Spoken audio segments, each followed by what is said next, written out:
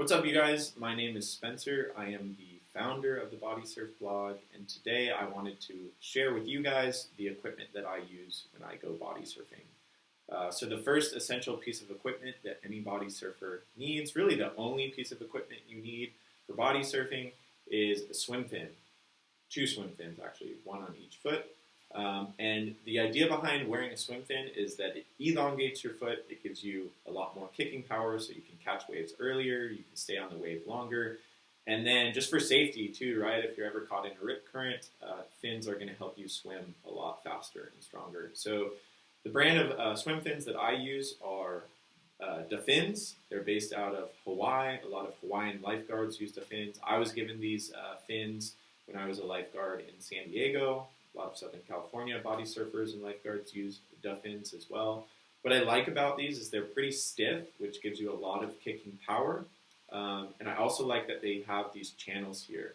So these channels, when you're riding across the face of the wave, they'll actually kind of stick in the face of the wave, similar to the fins of a surfboard, and give you a little bit more hold and a little bit more maneuverability. So yeah, I love the channels. The channels also funnel water underneath them, right? Just like the channels on a surfboard, which gives you more lift, reduces your drag. Big fan of the fins. One thing to notice on the back of these that I have here, another piece of equipment that I consider essential, are fin savers or leashes, right? So I've lost a lot of fins over the years body surfing, especially in big waves. If I'm not using fin savers, the wave lands on your fins and rips them off, and then the fins can be hard to find afterwards. So if you want to save yourself some money, definitely invest in some fin savers. I highly recommend. I love these ones made by the Fin as well.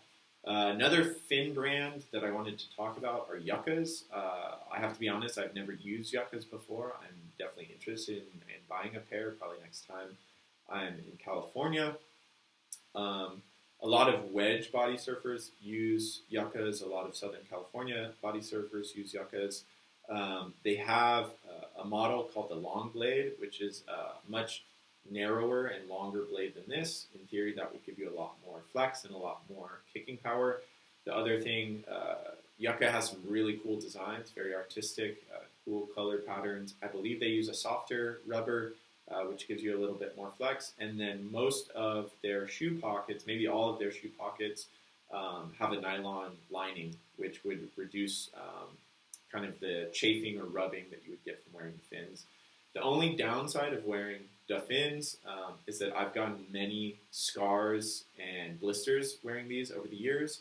So it would be nice, and I hear yucca does this, to have some type of lining, almost like a sock that you wear inside the fin. So also check out yuccas. I will put a link underneath this video to both these brands so you can check them out and decide for yourself what you like. Also in the comments section, if you guys have other fin recommendations or you want to double down on the recommendations that I made, add something to that, I would love for that feedback.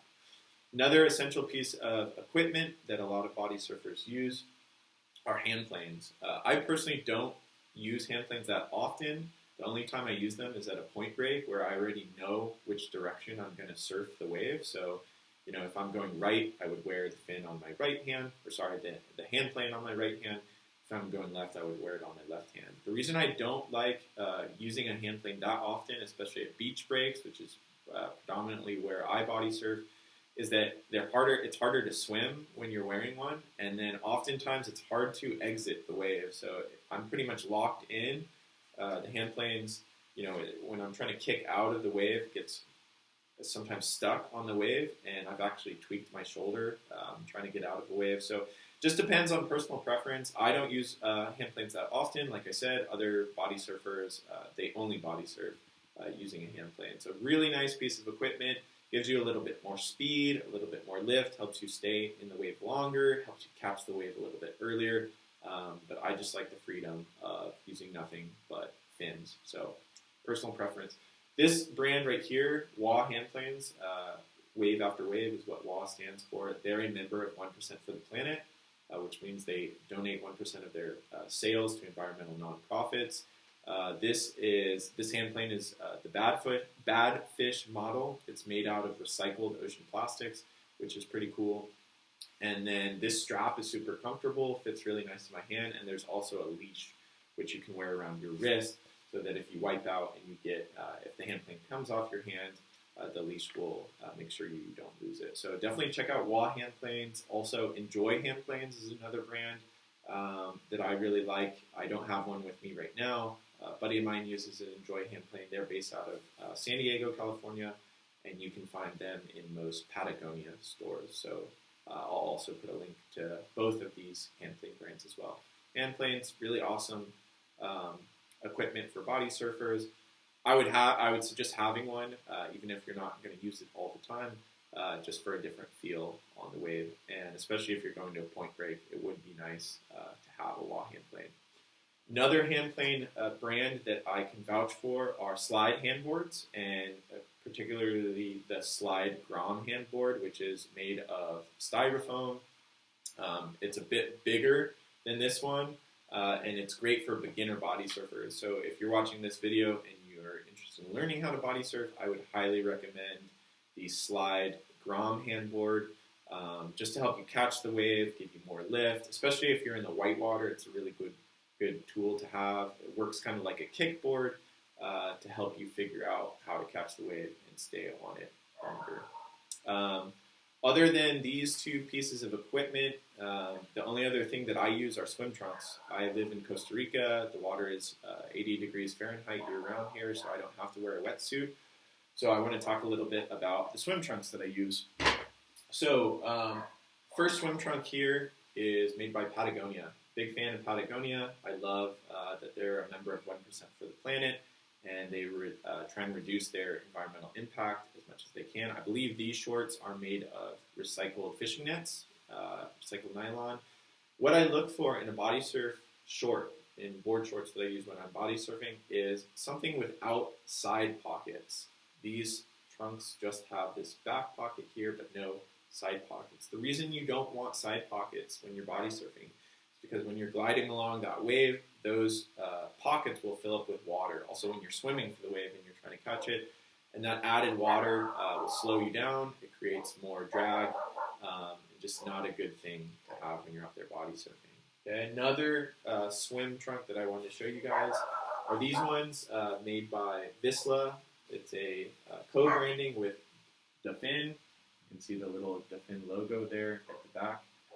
So big fan of these ones. Also, they only have that back pocket, no side pockets, and these part of the material in here is actually made of upcycled coconut, and I believe they use recycled plastic to make this material as well. So yeah, if you're a male body surfer and you wear swim trunks, just make sure you look for something that's tight, that's short, and that doesn't have side pockets. That's going to reduce your drag as much as possible. You can probably hear my dogs barking in the background. Sorry about that.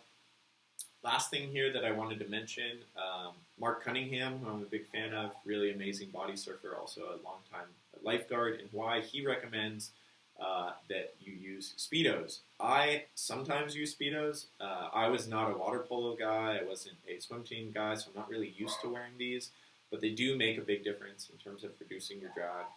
So male body surfers, if you want to get a bit of an upper thigh tan and actually have a much more enjoyable experience riding waves, I do recommend Speedos. I just have a tough time wearing them because I get embarrassed sometimes. So I normally wear board shorts. Every now and then, if I'm going for a really early dawn patrol session, I will wear these Speedos because they do make a big difference. And that's it for equipment. I will probably have my girlfriend come on at some point and talk about bathing suit options for female body surfers. I'm not an expert, obviously, on that topic, but I know there's probably some female body surfers watching this video who would like some recommendations for that. My girlfriend is a very good body surfer as well, and she definitely has some tips on what to look for in swimwear that's going to reduce your drag and stay on and keep all your goodies protected. Last thing I wanted to mention, not a piece of equipment, but just something that I really love. I'm a big time reader, and I love looking at photos of people body surfing as well, and I love this book, Flight of the Torpedo People. based on a film from 2011 produced by Keith Malloy, who's a pro surfer and a really good body surfer as well. All the Malloy brothers, there's 3 of them, Chris and Dan, are also big-time body surfers.